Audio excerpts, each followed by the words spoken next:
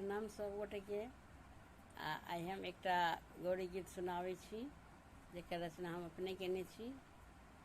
अगर नीक लागत तो अहाँ सब लाइक कमेंट्स जरूर करब और हमर चैनल के सब्सक्राइब करू और हमरा पर एहिना आशीर्वाद बनेने रहू सब कोई। जय मिथिला, जय मैथिली।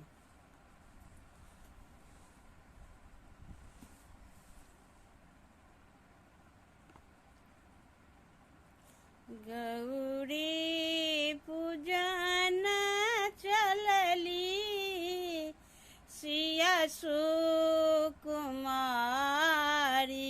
से। गौरी पूजन चलली सिया सुकुमारी से। किया हो रामा 10-5 सखी लेलन साथ रे।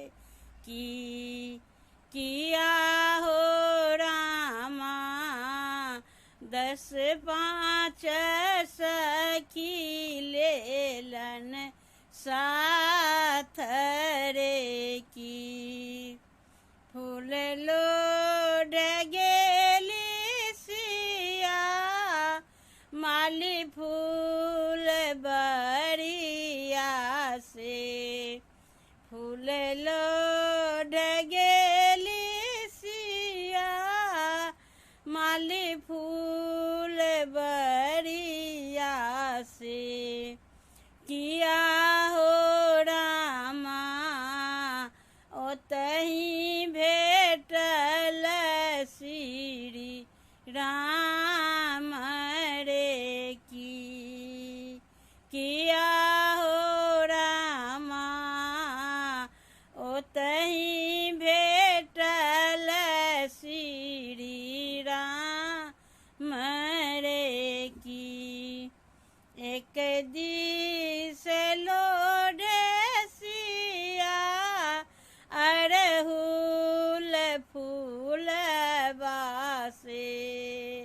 एक दिस लोढ़े सिया अड़हुल फूल बासे। किया हो रामा दोसर दिस लोढ़े श्री राम रे। की किया हो रामा दोसर दिस लोढ़े श्री राम रे। की फूल लोढ़ते सिया के नैना मिलिए गेला। फूल लोढ़ते सिया के नैना मिलिए गेला।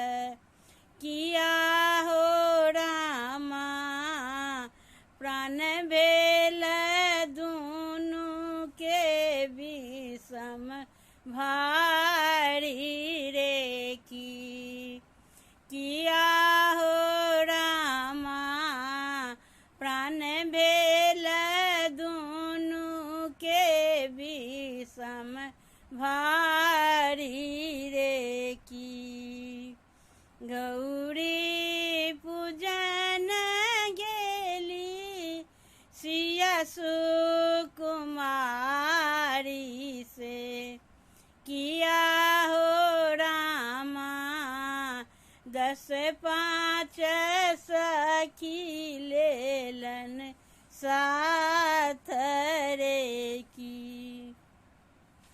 झट दएली सिया गिरिजा मंदिरिया से। झट दएली सिया गिरिजा मंदिरिया से।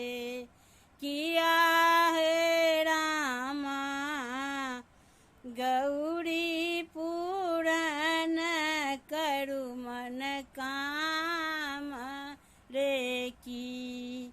किया है गौरी पूरन करू मन काम रे की।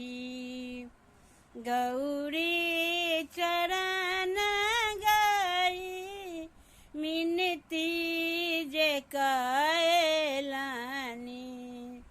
गौरी चरण गई विनती जे कैलानी।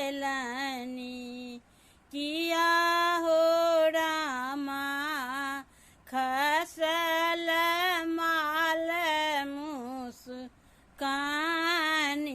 रे की।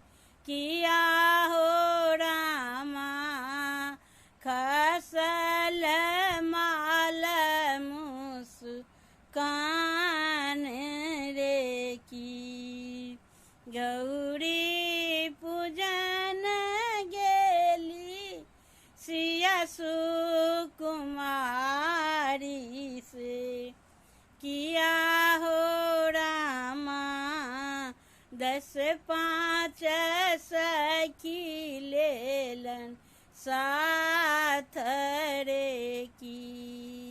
किया हो रामा 10-5 सखी लेलन साथ रे की। धन्यवाद।